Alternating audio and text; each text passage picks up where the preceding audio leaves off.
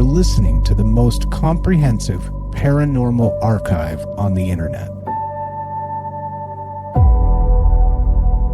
Welcome to Salsido Paranormal. I'm your host, James Salsido, and tonight I am continuing my series on haunted places in the U.S.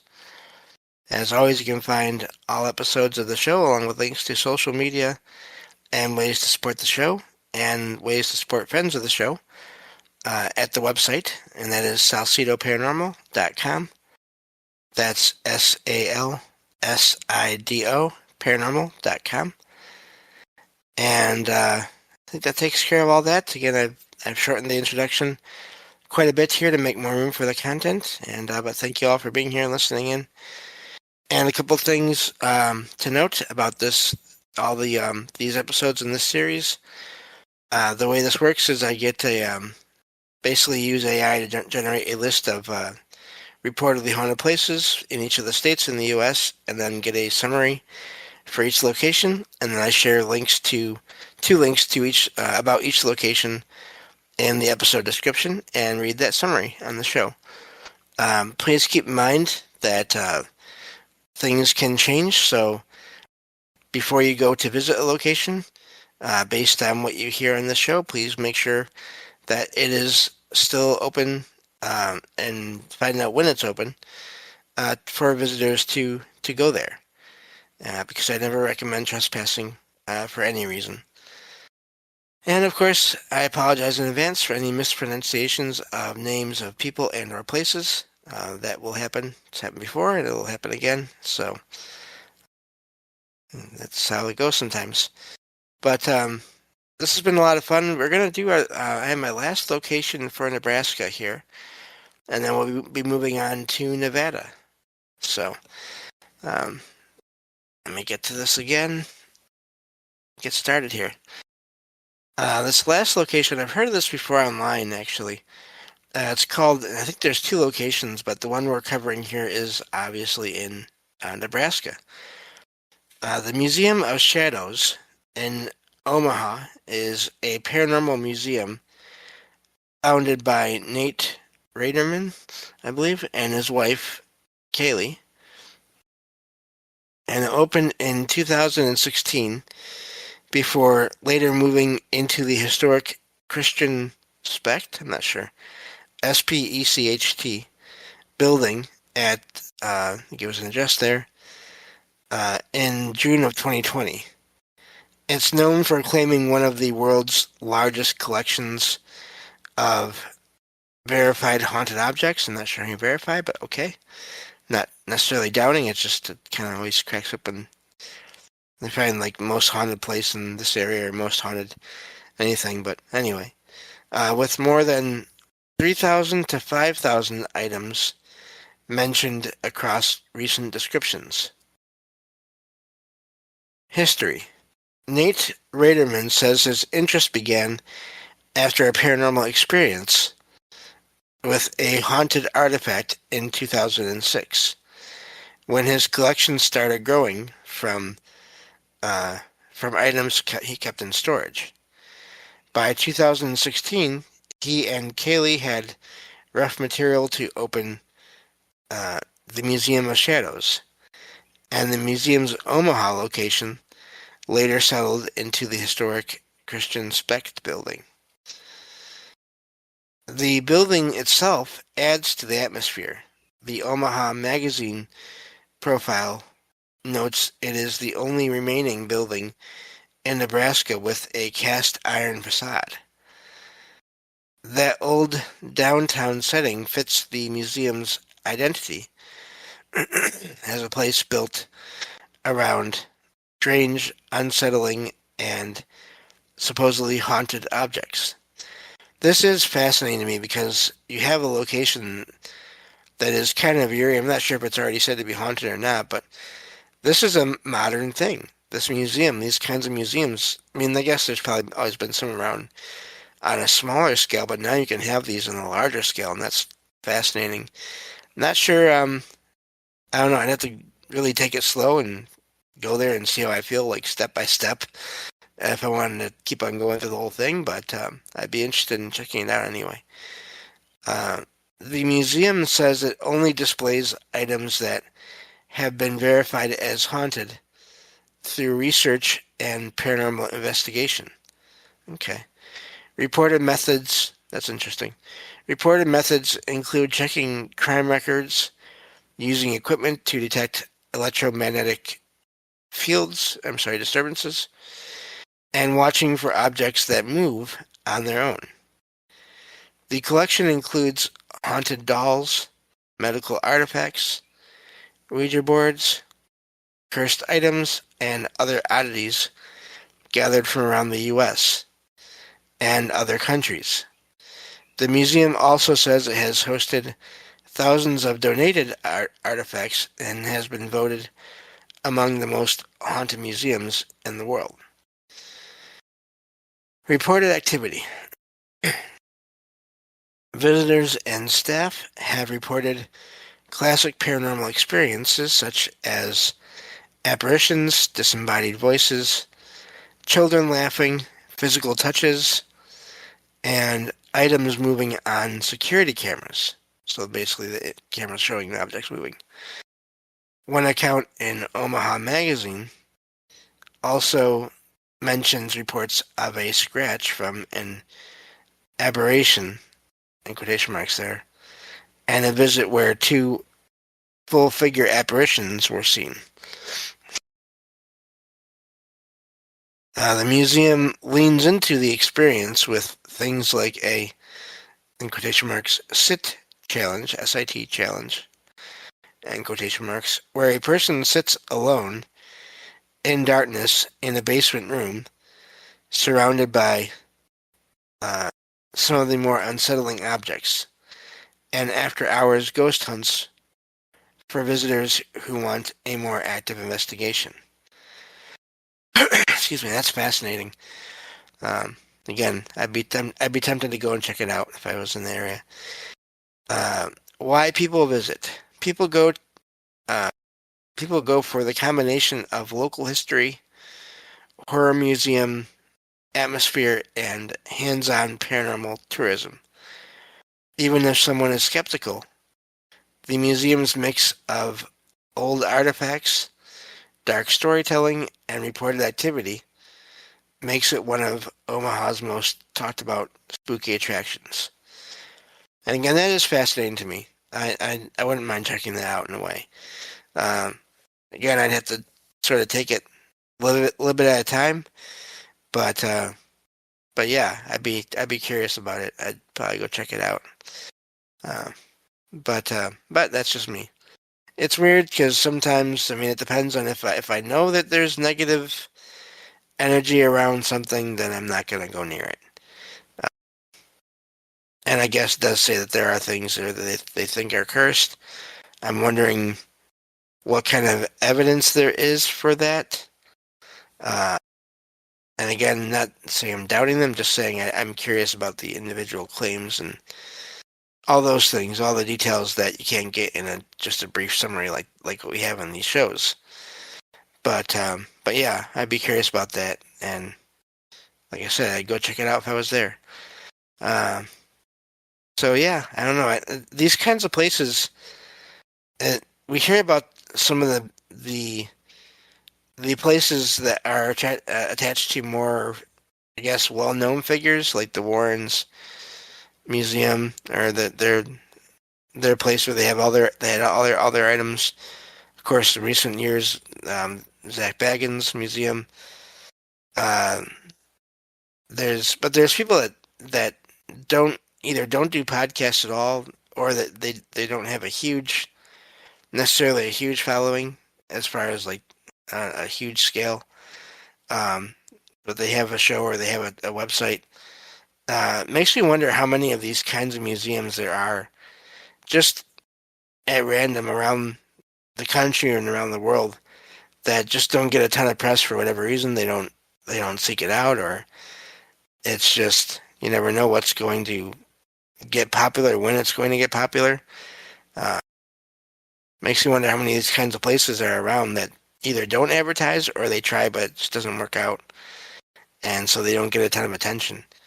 And I mean, yeah, I don't know, I could just imagine the energy in those kinds of places coming and going, and if there are entities attached to a lot of those items, sort of having interactions and all these things going on. And it's definitely something I'm interested in, but don't know if I want to get. I don't know if I'd ever want to have one of those kinds of museums myself.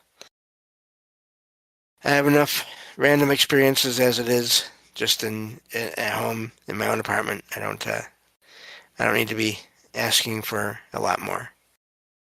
Uh, so anyway, that was the last of the locations for the state of Nebraska. And now we can move on to the state of Nevada.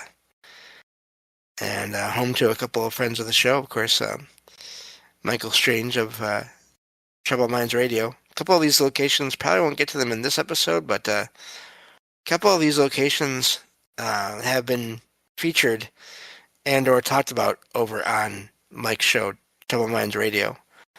And I definitely recommend checking out that show when you can. And you'll hear me over there as well, in case you, for whatever reason, you want more of that. So, anyway, this first location is the Silver Queen Hotel. And this is in Virginia City. It's kind of confusing in a way because it's Virginia City in Nevada. And this is one of the town's most famous old buildings. It was built in 1876 after a major fire and during the Comstock boom, and it's widely described as Virginia City's oldest operating hotel. The hotel is especially known for its large, if I can talk, Silver Queen portrait in the bar, and for a long-running reputation as one of the area's most haunted places. Again, you have hotels, bars as well, can be haunted, or at least have paranormal activity, however you want to label that. History. Virginia City grew rapidly because of the Comstock Lode silver rush, and the Silver Queen was built in the town's rebuilt post-fire era in 1876. Sources describe it as a brick, more fire-resistant hotel that fit the needs of a booming mining town. And later histories note that it still has 19th century features like brass beds, an old bar, and restored rooms. It has also been connected in local histories to the rougher side of boomtown life, including saloon culture and sex work, which is part of why so many ghost stories formed around it. The haunting. The most famous ghost story centers on, in quotation marks here, Rosie, a woman said to have worked in the hotel and died in room 11, with many accounts claiming her spirit never left. Reported activity includes footsteps on supposedly carpeted floors, so that may sound weird, but I have heard of many cases where you have a place that's been carpeted, that the carpet has been installed, and yet you'll get footsteps that sound like someone walking across a harder wood or surface floor. Anyway, rattling doorknobs, knocks on doors, voices, shaking door handles, and an apparition of a woman seen on the staircase or in upper rooms.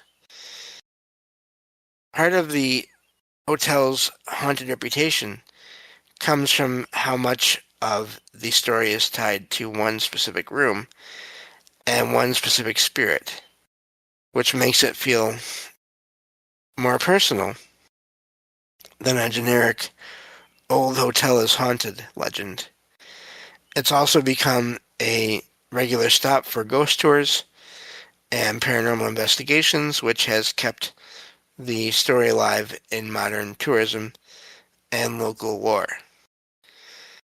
It is fascinating when you have that case where people are pretty sure it's just one spirit that is causing all the activity. Um, and I always wonder, is that the case, or is it just because there's only one person that people are pretty sure passed away in the location, at least that they know of? But anyway, that sounds like a lot of activity there as well. But again, the hotel doesn't surprise me. Probably going to say this wrong. The next location here is the Old Washoe Club in Virginia City. Again, same town, in Nevada. It began as an elite private social club during the Comstock Lode boom, opening on July 1st, 1875, with wealthy miners, railroad men, artists, and prominent visitors among its members. A fire later that year, might be, I wonder if that's the same one, and that just destroyed a lot in that city. Fire that later on that year destroyed the original club rooms, and the building's upper floors eventually fell out of use, while the first floor saloon remained part of the site's public life. History. The club was created in the height of Virginia City's silver-driven prosperity, when the town was packed with mining magnates and other notables who wanted a luxurious place to gather. Sources describe it as one of the city's most exclusive institutions, and its guest list reportedly included famous names of the era. Its timing was unlucky. It opened just months before the Great Fire. Grease Fire, why did I say that? Great Fire that tore through Virginia City in October of 1875 and destroyed the original club spaces. So it was the main fire there. The Washoe Club was later rebuilt in another location, but by the time it regained momentum, the mining boom that supported Virginia City was fading. Haunting. The Washoe Club is widely marketed as one of the most haunted places in the West, and it has been featured in ghost hunting television and paranormal tourism. Reports associated with the building include unexplained footsteps, moving objects, apparitions, odd smells, and activity on the staircases and upper floors. One of the best-known legends involves a lady in blue said to appear near the spiral staircase, along with reports of a prospector spirit who supposedly steals unattended drinks. Some stories also focus on the rear crypt area, where bodies were allegedly stored during winter, though local discussion has disputed some of the more dramatic versions of that tale. Part of the appeal is that the building combines real 19th century boomtown history with decades of ghost lore. That mix of verified Old West social history, fire damage, decline, and repeated paranormal claims is what made the Old Washoe Club a staple of Virginia City ghost tours. So, yeah, that doesn't surprise me there, especially with fires. If it went through the whole town, that's devastating, but also I wonder, again, if you had anyone that passed away because of that fire, then that could cause activity going on there. And it's still another hotel in a way, so. Now, speaking of, I mentioned earlier, the this location here, and this is the, so it's Zach Bagans' Haunted Museum. And this has come up before on other shows that I've been part of, and along with Ricky over at Anything Is Possible. Matt Sowell, who has his own podcast, Temple of the Owl. Please check it out as well. He's talked about his experience going there on both on Trouble Minds and on Ricky's show on Anything Is Possible. So definitely recommend checking out all those shows. But let's see what we have here. Zak Bagans' Haunted Museum in Las Vegas is a paranormal attraction built around a historic mansion and collection of allegedly haunted artifacts. The museum opened in 2017 in the Weingart Mansion, a property from 1938 that the museum says already had a reputation for dark occult history and reported spiritual activity. Always has to be dark occult stuff going on, apparently. Not always, I'm just, it does seem to be a common thing in some cases, as far as claims go. Building history. The mansion was originally built for businessman Cyril S. Weingart in 1938, and the museum's own history claims that hostile spirits were rumored to remain there for decades. The site's lore also includes stories of dark rituals in the basement during the 1970s, which the museum says were verified by past owners. Zak Bagans later turned the house into a guided, room-by-room paranormal exhibit centered on that history. Haunted reputation. We probably won't get through all this, but we'll get through what we can, and you can always check out more online and do your own research and see pictures of it as well through the articles. The museum's haunting reputation comes from both the building and the objects inside it. Reported experiences include nausea, depression, never good, apparitions, black cloaked figures, fainting, nosebleeds, wonderful, and other unsettling reactions from guests and staff. The museum presents these accounts as evidence of active paranormal energy, while skeptics often argue that atmosphere and expectation play a role. Notable exhibits. Some of the best-known items include the Dybbuk box. Now, I've heard a lot of discussion about that as far as the story behind that being made up. I don't know that for sure because I haven't looked into it, but there's a lot of, depending on who you talk to, it's either really haunted and or it's, again, there's a lot of sort of storytelling around that. Peggy the Doll, Dr. Jack Kevorkian's Death Man, and the original staircase from the Indiana, in quotation marks here, Demon House. The museum says the Dybbuk box has been linked to multiple misfortunes, while Peggy has been associated with strong physical reactions from visitors. The staircase from the Demon House is especially notorious in the museum's lore because workers allegedly fled during its installation.